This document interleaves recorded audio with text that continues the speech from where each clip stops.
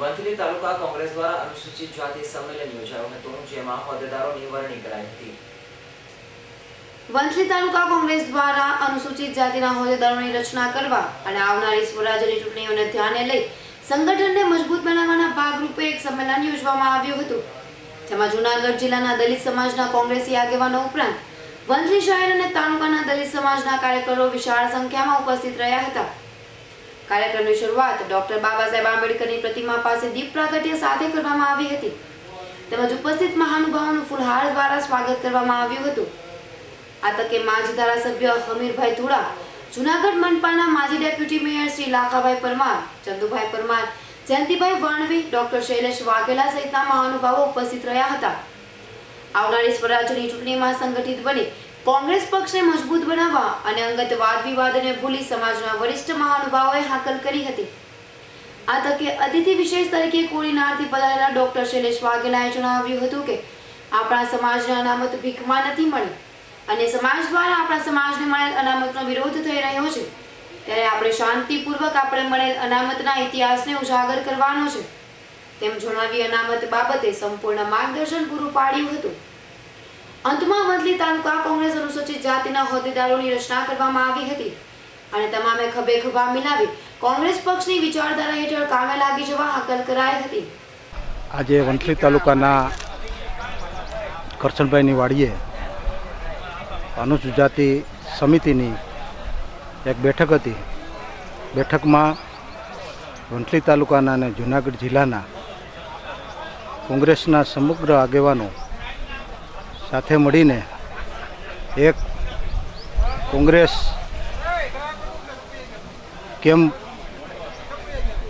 ચૂંટણીમાં વિજય થાય એના માટે આખું અભિયાન શરૂ કરવામાં આવ્યું અને એના અનુસંધાને દલિતોની મોટી સંખ્યા આજે મળી હતી ને એના અનુસંધાને એક સારું વાતાવરણ ઊભું કોંગ્રેસનું થઈ રહ્યું છે એવું કહું તો કંઈ ખોટું નથી।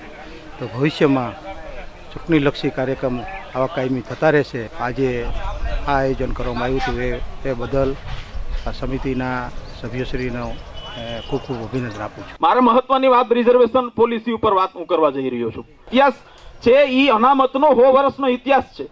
જેમ તેમ બોલવાથી આપણી વેલ્યુ અને આપણા બાબા સાહેબનું ડિગ્રેડેશન થાય છે। આપણે કોઈને ગાળો દેવાની પણ જરૂર નથી, માત્ર ને માત્ર એ લોકોને કહેવાની જરૂર છે કે ભાઈ તમને ઇતિહાસની ખબર નથી। ઇતિહાસની નથી ખબર એટલે આપણે ગેરમાર્ગે દોરાય છે।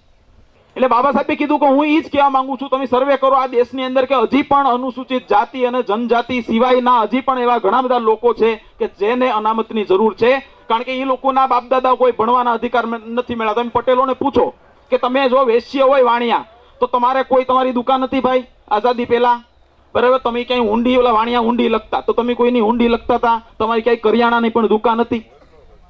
નહોતી। તમારી કન્ડિશન પણ એ જ હતી, જમીનો પણ નથી। જમીનોના માલિક પણ ઘણો ધારો આવ્યો, સંવિધાન લાગુ થયા પછી પટેલો જમીનોના માલિક બન્યા। બાકી જે જમીનો હતી બીજા રાજાઓની હતી, જે ઘણો ભાઈ પેલા જમીનદારો હતો એની જમીનો હતી અને એ જમીનોની અંદર આ લોકો વેઠ કરતા હતા, આપણે સાદી ભાષામાં કહીએ તો। એટલે એની જમીન હાચવતા હતા, 75% એમને આપી દેવું પડતું હતું અને 25%માં પોતાની રોજીરોટી કરતા હતા। બાબા સાહેબનું સંવિધાન લાગુ થયું અને બાબા સાહેબનું એક જ સૂત્ર હતું, જમીનોનું રાષ્ટ્રીયકરણ, અને ઈ હેતુ ઉપર ગણોદ્ધારા બધી લાગુ થયા અને પટેલો છે એ જમીનના સીધી લીટીના માલિક બન્યા। આ એના અનામત નથી? આ અનામત છે કે નહીં? આપણે નોકરી મળી, માની લો હું નોકરી કરું તો મારા છોકરાને નોકરી મળી કે નહીં એની કોઈ ગેરંટી નથી। એ ભણી ગણીને કાબિલિયત પેદા કરે, હોશિયારી પેદા કરે, એનામાં એવા ગુણ પેદા થાય, સરકારની જે કંઈ પરીક્ષાઓ પાસ થાય હવે તો એ નોકરીમાં લાગે।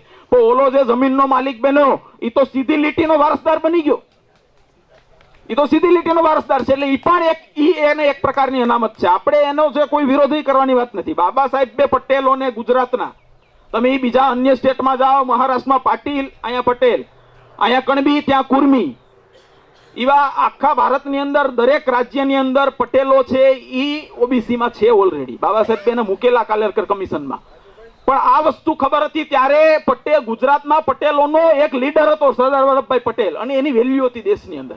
બીજો એક લીડર હતો આપણો, બંને બેરિસ્ટર હતા। ડોક્ટર બાબા સાહેબ આંબેડકર બેરિસ્ટર હતા, સરદાર વલ્લભભાઈ પટેલ સાહેબ બેરિસ્ટર હતા। દિનેશ ગામવાનો રિપોર્ટ, S9 ન્યૂઝ, વંથલી।